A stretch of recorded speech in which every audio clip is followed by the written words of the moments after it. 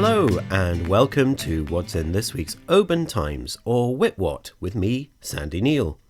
It's just me today, here to give you a little insight into just some of the stories that are in the Oban Times this week.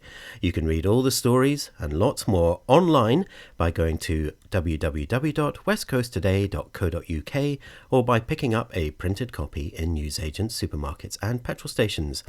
Where to begin? Well, the boom is coming back to Oban next year, when the Clipper Round the World Yacht Race sails back into port, bringing a multi-million-pound boost.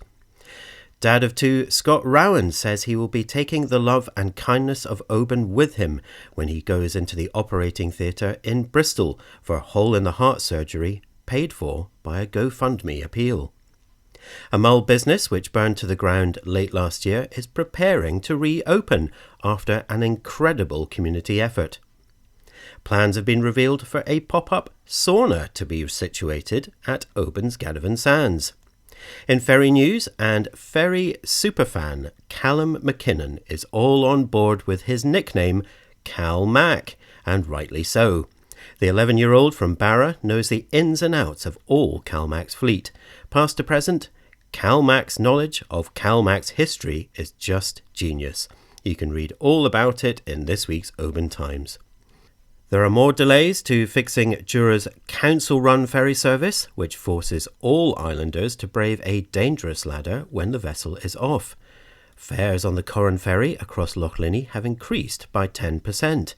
And in entertainment news, Argyll and Bute was the scene of 40 films and TV shows in 2024. The region is attracting more money from the screen industry, but it may no longer have the most independent cinemas in the country. And a big round of applause greeted all the performers who took centre stage at this year's North Lawn Drama Festival. Theatre groups from Tynalt, Benderloch and North Connell, Appin and Seal took part in the two-night festival at Appin Hall. You can read more in this week's OT. Solmorostig, the National Centre for Gaelic Language and Culture, has chosen Skye as the home of Scotland's first Gaelic poetry path. Farming news, and financial support is set to double for farms where sea eagles have been killing lambs, and an Argyll farmer whose flock has been devastated says money is not the answer. On to business news, Inverere's George Hotel has entered administration in a bid to save 60 jobs.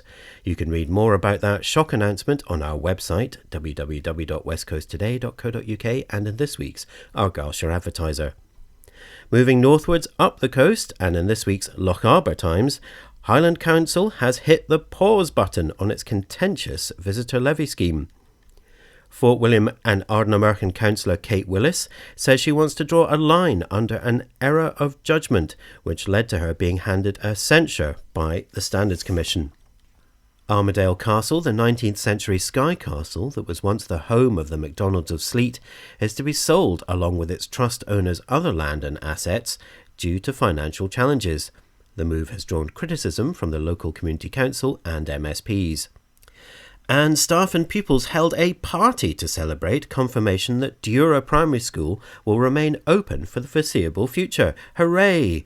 Well, there's been a lot happening this week, but I think that'll do for now. You can read lots more stories from all our West Coast newspapers online at www.westcoasttoday.co.uk.